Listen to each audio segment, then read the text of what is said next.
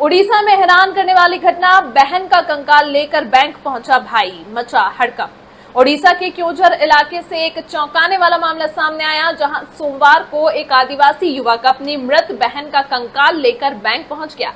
इस घटना से बैंक परिसर में अफरा तफरी मच गई। जानकारी के मुताबिक युवक जीतू मुंडा अपनी बहन कलारा मुंडा के बैंक खाते से 20,000 रुपए निकालना चाहता था। इसके लिए वह कई बार बैंक के चक्कर लगा चुका था, लेकिन हर बार कर्मचारियों ने उसे खाता धारक को साथ लाने के लिए कहा। जीतू पहले ही बैंक को अपनी बहन की मौत की जानकारी दे चुका था, लेकिन उसे कोई सहायता नहीं मिली। इससे परेशान होकर उसने कब्र से अपनी बहन का कंकाल निकाला और उसे लेकर बैंक पहुंच गया। बताया जा रहा है कि जीतू अपनी बहन का कंकाल कंधे पर उठाकर करीब 3 किलोमीटर पैदल चला और उड़ीसा के ग्रामीण बैंक की मल्लीपसी शाखा के बरामदे में कंकाल रख दिया। यह दृश्य देखकर वहां मौजूद लोग स्तब्ध रह गए। घटना के बाद प्रशासनिक व्यवस्था और बैंकिंग प्रक्रिया पर सवाल खड़े हो रहे हैं। स्थानीय अधिकारियों ने मामले की जांच शुरू कर दी है।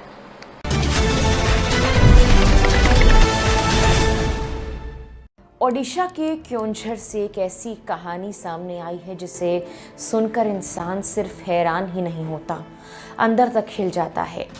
ये कहानी है जीतू मुंडा की, एक गरीब अनपढ़ आदिवासी युवक की, जो अपनी मजबूरी में इतना आगे बढ़ गया कि उसने वो कर दिया जिसकी कल्पना भी मुश्किल है।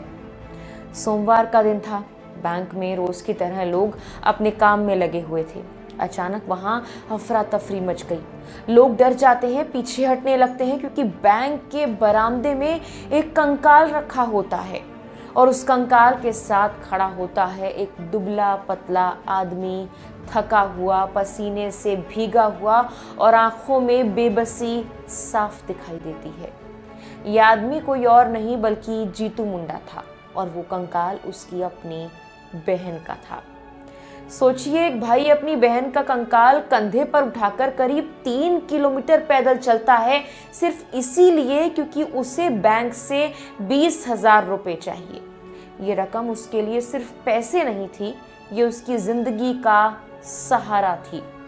जीतू की बहन कालरा मुंडा की मौत 26 जनवरी 2026 को हो चुकी थी। उसके बैंक खाते में कुछ पैसे थे, करीब 20,000 रुपए, लेकिन समस्या ये थी कि उस खाते में नॉमिनी के तौर पर जिनका नाम था, उसका पति और बेटा, दोनों ही अब इस दुनिया में नहीं थे। यानी कागजों में तो कोई हकदार नहीं बचा, लेकिन असल जिंदगी में जीतू ही उसका सबसे करीबी था, उसका ख्याल रखता था, उसका अपना था। जीतू कई बार बैंक गया, हर बार एक ही उम्मीद लेकर कि उसे बहन के वो पैसे मिल जाएंगे, लेकिन हर बार उसे एक ही जवाब मिला, खाता धारक को ही लेकर आओ। जीतू ने बार बार समझाने की कोशिश की, बताया कि उसकी बहन अब इस दुनिया में नहीं है, लेकिन उसकी बात किसी ने सुनी नहीं। न किसी ने उसे सही तरीका बताया, न किसी ने ये समझाया कि आगे आखिर करना क्या है। धीरे धीरे उसकी उम्मीद टूटने लगी और मजबूरी बढ़ती गई। और फिर एक दिन उसने एक ऐसा फैसला लिया जो सुनकर हर कोई सन्न रह गया। वो कब्रिस्तान गया, बहन की कब्र खोदी और उसके कंकाल को निकाल लिया। उसने उसे अपने कंधे पर उठाया और करीब 3 किलोमीटर तक पैदल चलता हुआ बैंक पहुंच गया। जब उसने बैंक के बरामदे में कंकाल रखा तो वहां मौजूद लोग दहशत में आ गए। किसी को समझ नहीं आया कि आखिर ये हो क्या रहा है, लेकिन जीतू के लिए ये कोई प्रदर्शन नहीं था, ये उसकी आखिरी कोशिश थी अपनी बात समझाने की, अपनी मजबूरी दिखाने की। पुलिस जब मौके पर पहुंची तो सच्चाई सामने आई। उन्हें पता चला कि जीतू पढ़ा लिखा नहीं है, वो कानूनी प्रक्रियाओं से पूरी तरह अनजान है। उसे ये भी नहीं पता था कि नॉमिनी क्या होता है, कानूनी वारिस कैसे बनते हैं, बैंक से पैसे निकालने का सही तरीका क्या है।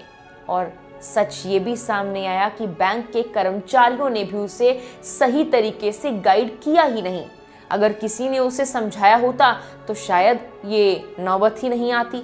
पुलिस अधिकारियों ने जीतू को समझाया, भरोसा दिलाया कि वो उसकी मदद करेंगे। उसके बाद पुलिस की मौजूदगी में उसकी बहन के अवशेषों को दोबारा कब्रिस्तान में दफना दिया गया। लेकिन ये कहानी सिर्फ एक अजीब घटना नहीं है, ये कड़वा सच है। ये दिखाती है हमारे देश में आज भी ऐसे लोग हैं जो सिस्टम को समझ नहीं पाते, जिन्हें कोई रास्ता नहीं दिखता और ना ही कोई दिखाता, और जो अपनी मजबूरी में ऐसे कदम उठा लेते हैं जो हमें झकझोर कर रख देते हैं। जीतू मुंडा की कहानी हमें ये सोचने पर मजबूर करती है, क्या गलती सिर्फ उसकी थी या फिर उस सिस्टम की भी जो उसे समझ नहीं पाया, समझा नहीं पाया? क्योंकि कई बार कानून की किताबों में जो लिखा होता है वो ज़मीन पर उतना आसान नहीं होता, और जब जानकारी की कमी, गरीबी और मजबूरी एक साथ मिलती है तो ऐसे दर्दनाक और हैरान कर देने वाले किस्से सामने आते हैं।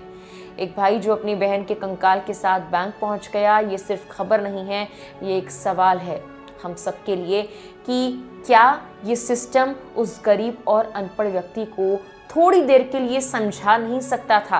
क्या उसे गाइड नहीं किया जा सकता था कि आगे उसे क्या करना है?